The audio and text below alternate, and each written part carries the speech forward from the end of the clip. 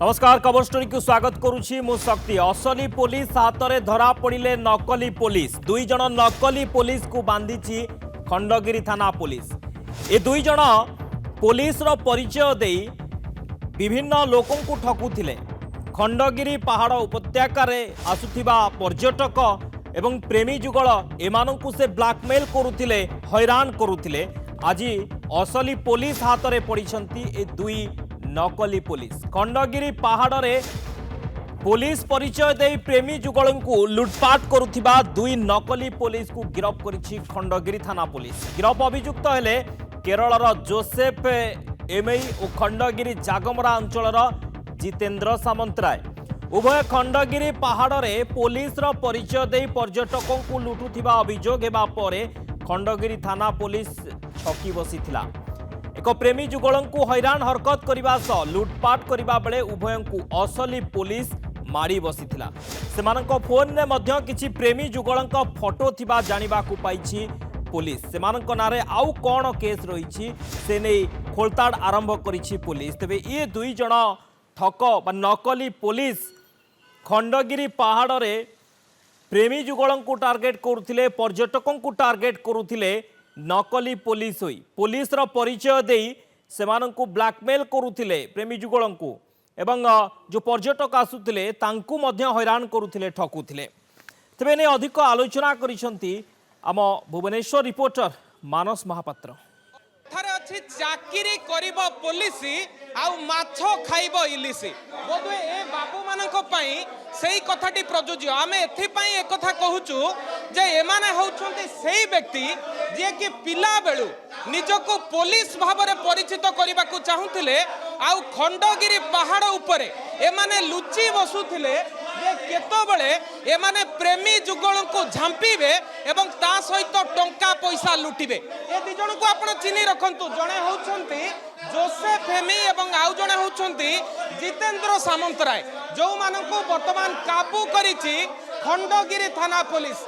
December मास एवं ए December मासरे ए बाबू माने ए अभियुक्त माने खंडगिरी पहाड़ पाखरे लुचि रहुथिले एवं ता सहित जदि देखिबे जे प्रेमी जुगल को अटैक करुथिले। वर्तमान एमानको काबू करिबा परे पूरा घटनार पर्दाफाश करिछि खंडगिरी थाना पुलिस। तबे बड़ कथा होउछि राजधानी भितरे एमानको प्रादुर्भाव वर्तमान बढ़िबारे लागिछि।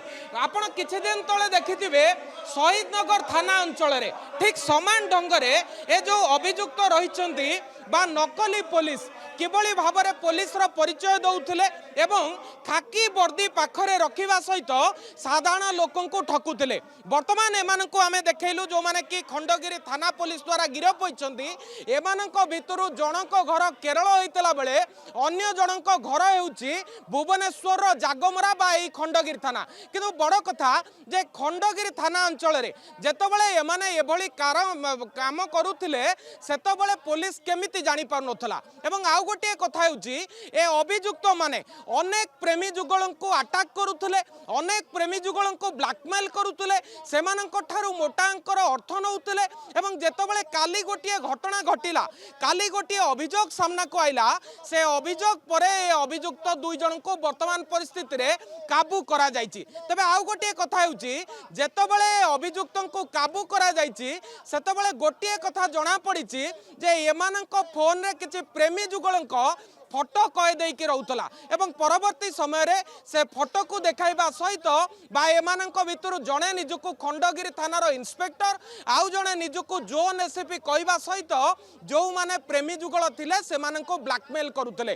तबे बड़ सफलता कहि परिबा खंडगिरी थाना पुलिस को बारंबार ए घटनार पुनरावृत्ति होबा परे, बारंबार ए घटना सामना को आसीबा परे ए दुई करितकर्मा को वर्तमान गिरफ करा जायछि।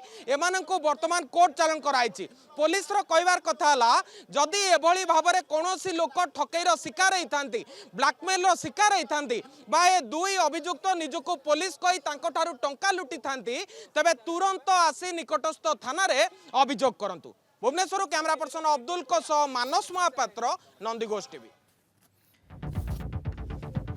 ए दुई नकली पुलिस को गिरफ्त कर खंडगिरी थाना पुलिस। खंडगिरी रे एमाने पर्यटक हूँ प्रेमी जुगल हूँ एमानंको उपरे अटैक करुथिले, एमानंको ब्लैकमेल करुथिले पुलिस रो परिचय।